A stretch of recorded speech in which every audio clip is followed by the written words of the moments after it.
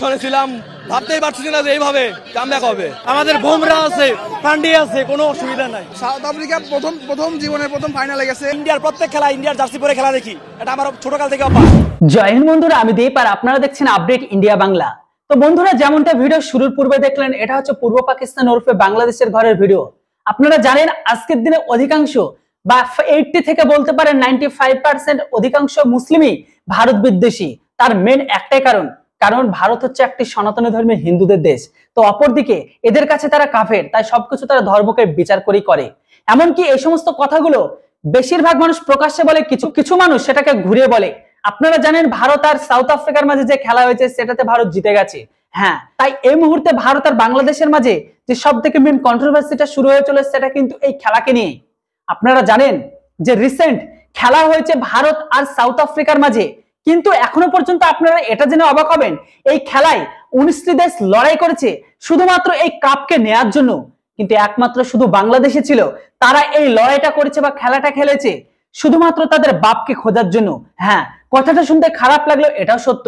আমার কথা বিশ্বাস না হলে তাদের মিডিয়াতে গিয়ে কমেন্ট সেকশন গুলো চেক করুন, তাহলে তারা খুঁজে পাবেন যে তারা কতবার তাদের আব্বুকে পাল্টিয়েছে আর কতবার তারা আব্বুকে খুঁজেছে। যেটাই হোক, আমি এখন খেলবো না এদের নিয়ে, খেলা হবে তো এর পরবর্তী যে ভিডিও আসছে তার পরে থেকে।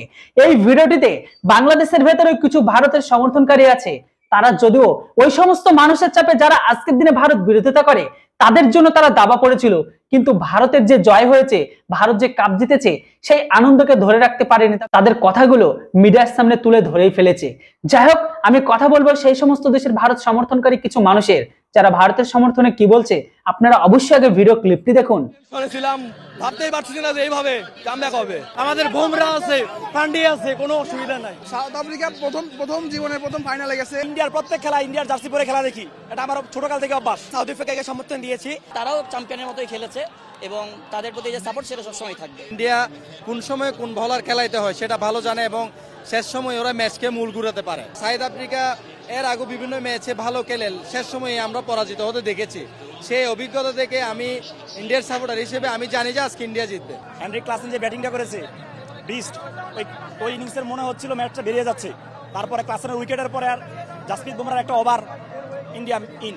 বিরাট কোহলি বরাবরই এরকম স্লো ব্যাটিং করে, সমস্যা নেই, কিন্তু আজকের যেই তার যে 70 রানের যে ইনিংস, 77 রানের যে ইনিংসটা ছিল সেটা অসাধারণ ছিল। দরকার ছিল এই মুহূর্তে উইকেট 1-5 লাগলে রেখে বিরাট কোহলি ইন্ডিয়াকে একটা দীর্ঘ বড় স্কোর করার ক্ষেত্রে হেল্প করেছে আর কি। মন খারাপ না, তবে ইন্ডিয়া অনেক ভালো খেলেছে, তারা আসলে এটা ডিজার্ভ করে।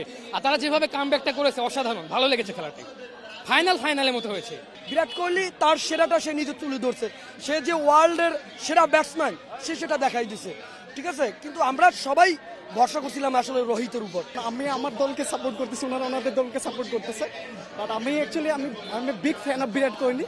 সো ওনার পারফরমেন্স প্লাস এটা মেবি তার last world cup, T20 world cup maybe, I don't know, যে ওয়ার্ল্ড কাপ জিততে পারছে ইটস অ্যামেজিং।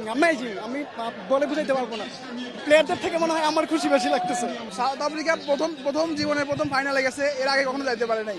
তো তাদের জন্য একটা বড় অপরচুনিটি ছিল আজকে ফাইনাল ম্যাচটা, আর তারা ম্যাচটা ওইভাবে নিয়েও আসছিল, বাট শেষ পর্যন্ত করতে পারেনি। সাউথ আফ্রিকাকে সমর্থন দিয়েছি, কিন্তু আসলে দুর্ভাগ্যবশত খুব দুঃখের সাথে বলতে হয় যে সাউথ আফ্রিকা সেই অর্জনটা অনেকটা চেষ্টা করেছিল আমাদেরকে উপহার দেওয়ার জন্য।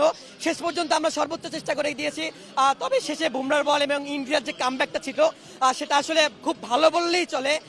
রোহিত শর্মার জন্য আসলে কষ্ট হচ্ছিল খুব মাঝ পর্যায়ে, যে রোহিত শর্মা অন্তত একটা কাপ ডিজার্ভ করে, তো সেটা ইন্ডিয়া পেরেছে। এই জন্য ইন্ডিয়ার দলকে না হলেও রোহিত শর্মাকে আসলে কংগ্রাচুলেশন। অ্যাকচুয়ালি ভারতের বিপক্ষে যখন খেলে তখন ভারতই ফেভারিট, এমন না যে সাউথ আফ্রিকা ফেভারিট হিসেবে ফাইনালে আসছে। সো এই ম্যাচটা তারা তাদের হার্ট অ্যান্ড সোল ট্রাই করেছে।